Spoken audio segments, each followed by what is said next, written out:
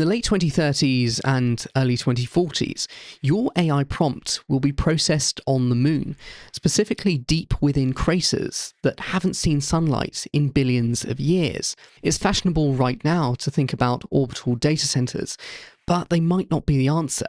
The moon might be. The trillions of dollars of AI spend that's going into the data center build-out, the AI build-out that we have today, it's going to result in a tremendous amount of pollution.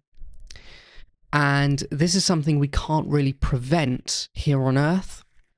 And if you think about it, the resource extraction and the mining to get the raw material for the data centers, the power generation infrastructure, the networking, the cooling, that's going to pollute enormously.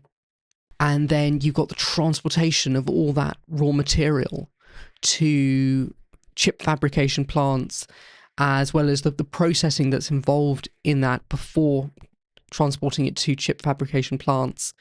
And if you're using vehicles that burn fossil fuels, then you are emitting greenhouse emissions. And if you're using electric vehicles, well, those electric vehicles got their power from somewhere. And again, that's also producing emissions. So you're transporting your raw material to your fabrication plants, your manufacturing, the infrastructure, the GPUs, the chips, the networking, all the cables, and everything associated with data center production. Then you are operating these data centers as well, especially in the interim. I've seen companies that are using natural gas to initially power the data centers because the grid simply doesn't allow for sufficient power delivery. And what happens is local population has to suffer the burden of intermittent power, blackouts, and also an increase in the price of energy. The idea is long term, you would use either a renewable source or if you want that continuous stream of power, so if you don't want a load of battery infrastructure as well, you need that continuous stream, then you would go with nuclear reactors. And a large-scale nuclear project takes a while to build out. That's why you may opt for small modular reactors situated close to your data center to provide power. And what this could eventually do is actually have benefits for the local community as well, given how their power costs are going up near and around data centers. If you are providing higher power from nuclear that your data center demands, at least initially, then you can probably either sell some of that power back to the grid as a hyperscaler, or you could actually lower the cost of energy for that local community, potentially. Because you also have the associated noise pollution as well for local communities and the encroachment on land. Hyperscalers buying up large swaths of land to establish their AI infrastructure. And this could encroach on personal property as well. Even though they'll probably buy it off you, still some people just wouldn't want to sell. Where do you draw the line regarding affecting natural habitats? And if it's protected, it's unlikely to be used. If the data center didn't exist at all, it's likely that for a long time into the future, that land would remain untouched. There's also the grid strain, because if you're not generating power locally for data centers, you're relying on existing grid infrastructure. All of these factors, especially near a local human community, it's going to invite pushback from that community. They're not going to want data centers built near their hometowns. And we've seen this in the news, where high-profile political figures have also spoken out against data center build-out near communities. A worst-case scenario is if there is automation-spurred mass unemployment as a result of this AI boom that we're having. People are going to really hate the technology. They're going to despise it. And a lot of individuals that are in the creative field are already feeling this pressure, and they're pushing back against the technology. I'm not saying this is going to happen, but given recent events such as the attack on Sam Altman's house, it's not unreasonable to assume that data centers will be targets for domestic terrorists. They may want to destroy the infrastructure because they're anti-AI, and is another reason for potentially not having them here on Earth at all. You'll probably have some AI infrastructure on Earth for military use, where you're looking for a low latency, high bandwidth connection, and you need results fast. And this could be in the financial services industry, as well as the government sector, and anything to do with battlefield intelligence, autonomous weapons. But all in all, data centers on Earth probably aren't the answer. Orbital data centers alleviate many of the concerns regarding data centers on Earth. And although they make sense in principle, positioning data centers away from a human population eliminates anything relating to attacks on the data centers, unless you're a state actor and you have access to the military resources to target data centers in space. Attacks are unlikely from a civilian population. But if you've got a large structure in space, a multi-terawatt data center that we could potentially see in the 2030s in orbit around our planet, such a large structure that requires a vast solar array for power generation is going to be subject to material flexing and warping because it is so large. Especially if you're trying to pump coolant around such a large structure, that's going to require a tremendous amount of energy. And orbital decay over time, that really large structure will have to reorientate itself in Earth's orbit to ensure it doesn't crash back down to Earth. And that's going to require fuel. So you would need to accommodate power generation that's dedicated to the flow of coolant, as well as fuel available on the space station to help orientate it in space. And you may even have to maneuver the solar array to best capture sunlight as you orbit the Earth. Also, data centers in space and the onboard compute is at risk of bit flips because it's exposed to cosmic and solar radiation. So you will need to launch shielding. You need to somehow shield your compute from this radiation. Otherwise, it could destroy the hardware, but also disrupt the data processing and storage. So where you may prevent a lot of these problems is, instead of approaching a terawatt data center as a single unit in space or several large orbital data centers, you develop a constellation. And that way you won't encounter much in terms of material stress or flexing of such a large station in space.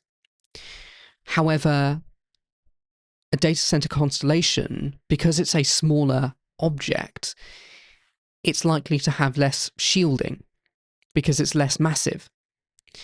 And yes, it will require less fuel, but it will be subject to, the compute will be at risk of more radiation, disrupting the compute as well as destroying the hardware potentially. But you can always deorbit that individual satellite and replace it with a new one relatively quickly. That's why I thought data center constellations were the answer. But then again, if different companies, different hyperscalers are launching their own compute into orbit via launch providers such as SpaceX, as well as SpaceX having their own data center related constellations, you're going to have a lot of traffic in orbit. In fact, we already have, some would consider, too much traffic in orbit that's actually disrupting stargazing and observations of the night sky. What could happen is, because you've got more mass, individual mass up there, there's a greater chance of collision. And this results in something called the Kessler syndrome, where you've got a satellite in space or a data center in space that collides with another data center or satellite or orbital debris, and that creates even more orbital debris. And those debris particles impact other space stations and space infrastructure, creating even more debris, especially when satellites and a lot of the debris up there is traveling at tens of thousands of kilometers per hour. Also, if you have multi-terawatt data centers in space, Because they're traveling at such high speeds and they're often inaccessible, maintenance will be incredibly difficult. Once the hardware, especially in the harsh environment of space, it can be protected to some degree, it needs to be deorbited and replaced. So there could be a replacement cycle of the compute up there every 4 years. And that would incur a massive cost associated with launching all of that hardware, the replenishment of all of that hardware. That could be unsustainable, especially with the pollution related to rocket launches.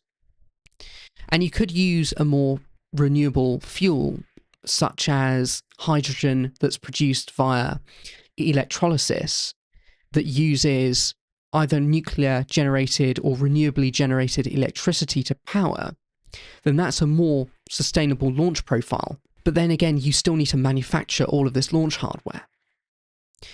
And I think there will be some element of launching infrastructure into space, and it will be at scale. But there's a way that we can make each launch more sustainable by having the hardware up there for longer. But orbit around Earth might not be the answer. So where else could we put it? Well, we could look to the moon. The moon has an axis of about 1.54 degrees, which means the poles, especially deep within craters situated on the poles, haven't seen sunlight in billions of years. These environments are typically minus 203 degrees Celsius and could be considered the best environment within the inner solar system to radiate heat away. So how does this work? Well, initially we ship all of this infrastructure to the moon, and eventually we will probably be able to manufacture and fabricate some of the hardware on the moon or in space. And we use what's called in situ resource utilization, which is where you use the pre-existing lunar regolith and bury the data centers in lunar regolith. And this, assuming a sufficient layer of several meters of this regolith, is positioned between the vacuum of space and the data center hardware. It protects that hardware against micrometeorites as well as solar and cosmic radiation. So there's less chances of bit flips compared to in-orbit data centers. Then you position the radiators for these data centers on top of the regolith, but still within the areas inside of craters that are devoid of sunlight. But you need coolant to pass through these radiators in order to transfer the heat from the compute to the radiator. Unfortunately, there are deposits of water ice deep within these craters where we're establishing the lunar crater data centers. And initially you would have to send heaters up there to liquefy this ice. And also you would need some heaters to warm the hardware so that it can operate, because typical data center infrastructure, the GPUs, the compute, the networking, even the power generation can't operate at minus 203 degrees Celsius. So initially you would heat that environment so that the hardware works. You liquefy the ice. And because there's lunar regolith, very fine lunar regolith within this ice, you would have to work on pretty advanced filter technology in order to filter a lot of that regolith out and ensure the purest water is flowing through your coolant loop. But you can do that, especially here on Earth. Some of the purest water found on Earth is that flowing through coolant loops for nuclear reactors. And speaking of nuclear reactors, you could power all of this lunar infrastructure with nuclear reactors situated within those craters. And that also could provide a source of warmth. Again, you would need coolant for that. And you could run a similar system where you have your reactors buried under regolith, and then you position the radiators for cooling above the regolith layer to radiate heat out into the darkness of that crater. Another benefit of this solution is maintenance, because the data centers are fixed to the moon. They have a known location. And you don't really have any issues associated with Kessler syndrome because you will have some infrastructure in orbit around the moon as well as Earth, and I'll get to that in a minute. But you could just land astronauts near the site, or even humanoid robots, to then go and conduct maintenance on your infrastructure. And when I say bury it in lunar regolith, it's a little bit more like a cave system, where the regolith is serving as a ceiling. And you could even position compute within lava tubes as well, as long as your radiators are exposed to the vacuum of space, but are in the shadow of the crater itself, the rim of that crater. You're in perpetual darkness. Whereas data centers that are situated in orbit, depending on their orientation, the radiators themselves may come into contact with some of the sunlight and warm up. And this solution, you don't really have that because these craters haven't seen sunlight in billions of years. So regarding the satellite infrastructure in orbit around the moon as well as Earth, this can serve as the transmission of signals.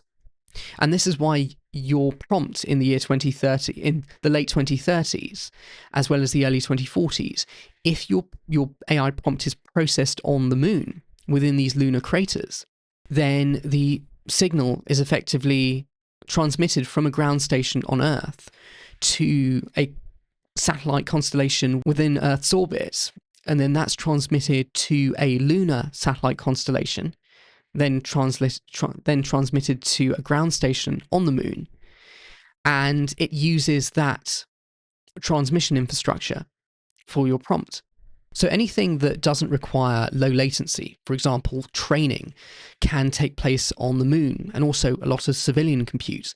People can wait for the relay of the signal. Whereas if it is compute for the military or financial services, anything that needs an extremely low latency connection, then those data centers will probably be positioned on Earth, close to where that compute's required. Also, this compute infrastructure on the moon can also support the Artemis missions as well, and any Western activities on the moon that require AI. Now, all of this sounds great, but it assumes one really important thing, that AI is truly aligned to human initiatives. If that falls apart, then AI wouldn't have any issues eliminating all biological life on Earth and turning the planet into a giant data center. If you are an investor, or you're a founder, or you're enthusiastic about the future of AI, and you're looking for more of a contrarian take on these different topics, lunar, data centers, and so much more, then please feel free to give me a follow and also subscribe as well. Thank you so much.